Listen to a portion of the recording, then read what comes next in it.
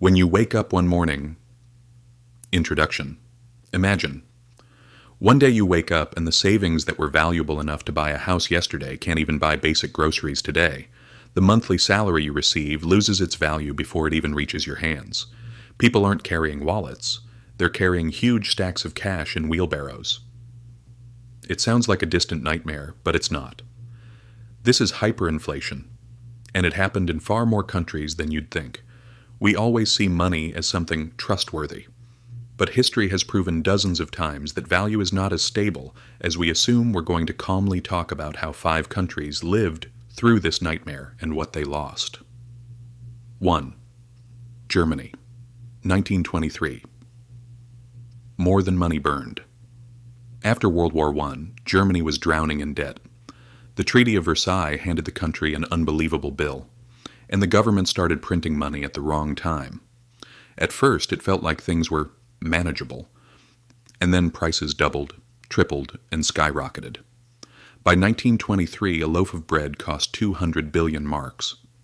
People were burning money in stoves because firewood was more expensive. And the real issue wasn't even the money. Trust collapsed. Money is the heart of a nation. When trust disappears, societies begin to fall apart.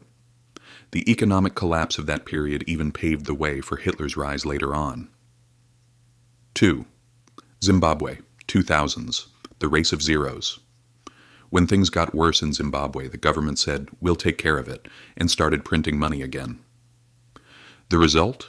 In 2008, inflation reached 79 billion%.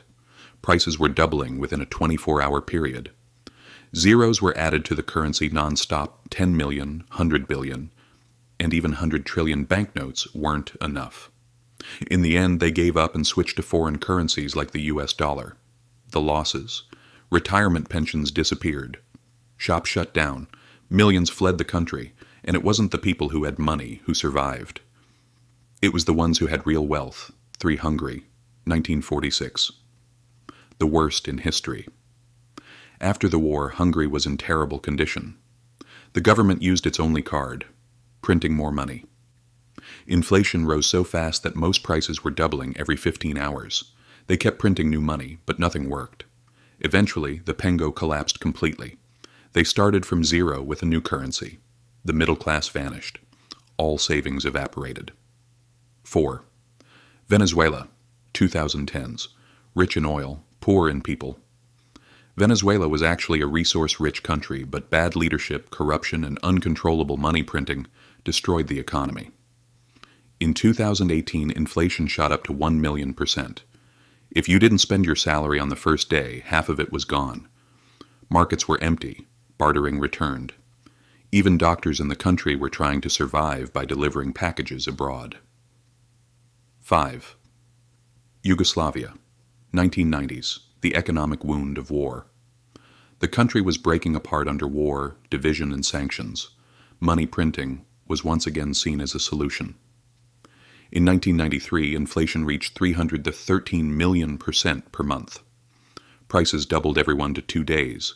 People switched to German marks and US dollars to survive. The official currency completely lost its seriousness. The common point, always the same mistake. Different continents, different years.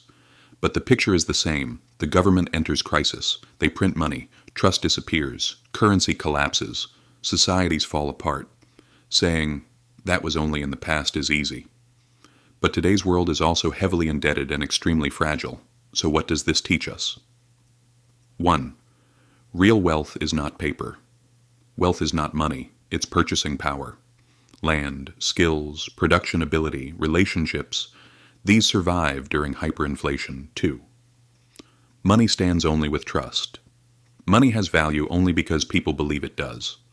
When trust is shaken, even the strongest economy collapses. 3.